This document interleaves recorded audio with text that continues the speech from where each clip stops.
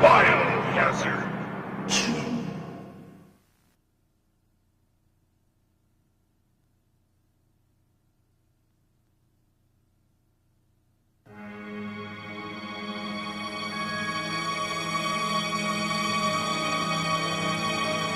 The setups that we had, we were in this real jailhouse, which is abandoned, but very spooky environment. Giving it a real sort of stark quality, almost a noir kind of a quality to it that matches the game.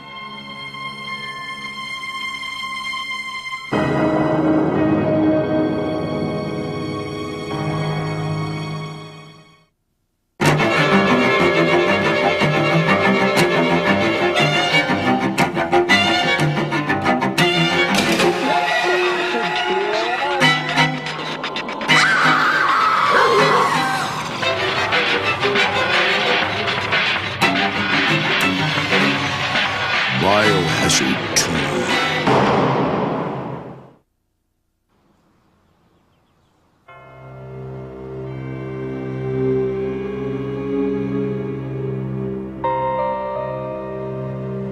Well, what we were trying to do, this is a commercial for Biohazard 2, but we wanted it to look like a movie, so we basically wanted to produce it very much like a movie instead of like a commercial shoot. It's fabulous. I mean, I love making the movies, and it's great that there's a game which is, it's like a flashback to that genre, and it's, I can feel maybe a little bit like I had some influence on it, and so I feel very flattered, And it was just like a small motion picture shoot with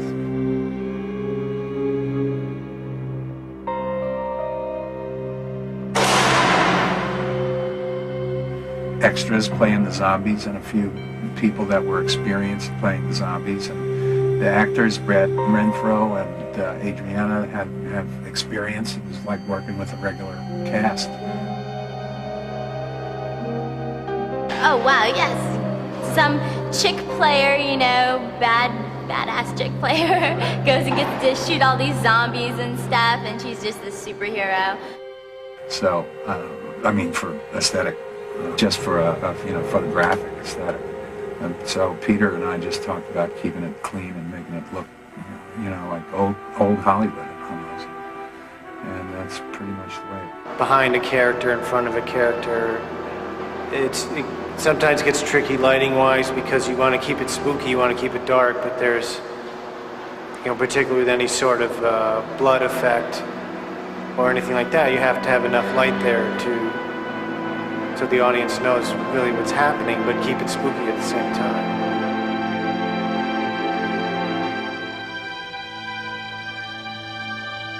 Screaming Mad George was fabulous. I mean, the zombies, he made some really terrific zombies for us. I just wish we could have given them more screen time. Well, now, zombie is something that is very, in a way, it's so overdone. And I usually tends to do something that is more in a surreal stage. So, and then, trying to make something very different from anybody's done, same genre. But in the sense of zombie, is it very difficult to try to put something very, surrealistic imagery thing going on, because then it really cuts off from the original, point. Right, so, I just thought, okay, well, we should just do it, make the really good zombies. You know what I mean? Instead of trying to do some different thing, because they want a zombie and this is that. You're right, so, I just thought, okay, well, we should just do it, make the really good zombies. When I grew up on horror movies, the horror movies of the 40s and early 50s, zombies were always this sort of lower, blue-collar monster, And they were just vampiric. They were hungry for human flesh or blood or both. And that's really their only motivation. They're not particularly evil. They just behave the way a herd of animals tigers might behave, or hyenas, or that's what you have to watch out for. I mean, they're just driven.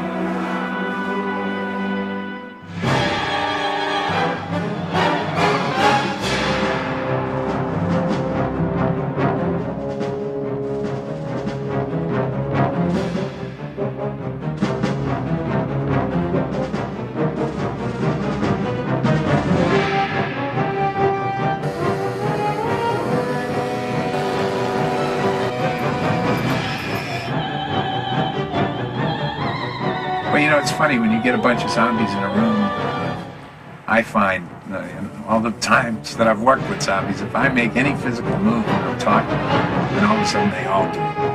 And you have 40 zombies doing exactly the same thing, which is, so I generally let them invent their own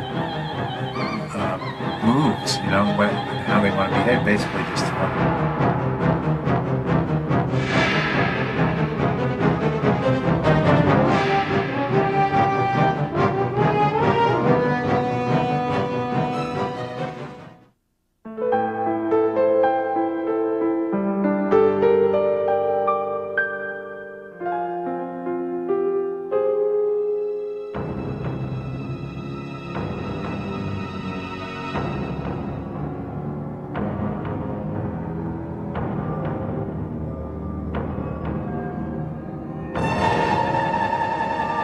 What's that?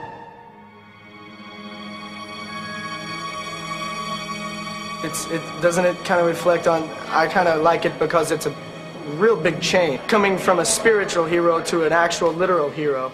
It's also very fun material, but it's good because it's a good little switch around. I don't know why, but pretty much left it up to me. I might be able to handle it, I don't know. You also like the naturality of it, I mean, Brad was interested in the character, and even though it's a very short piece, he was interested in, knowing how to handle the guns.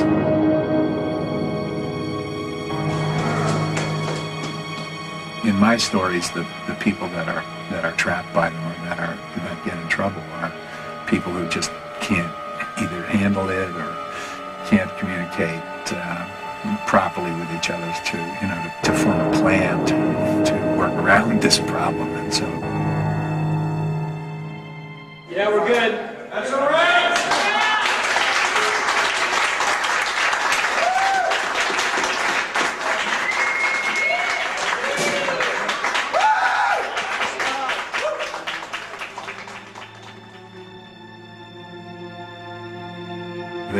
They don't have a lot of power. They move slowly. You can defeat them easily one at a time.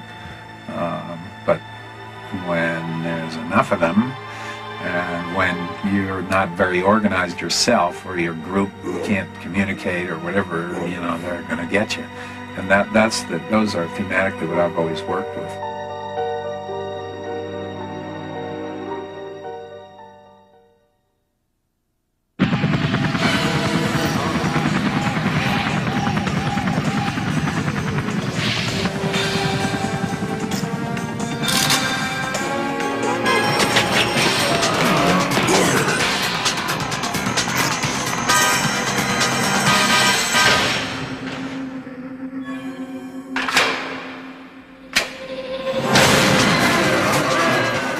Biohazard 2.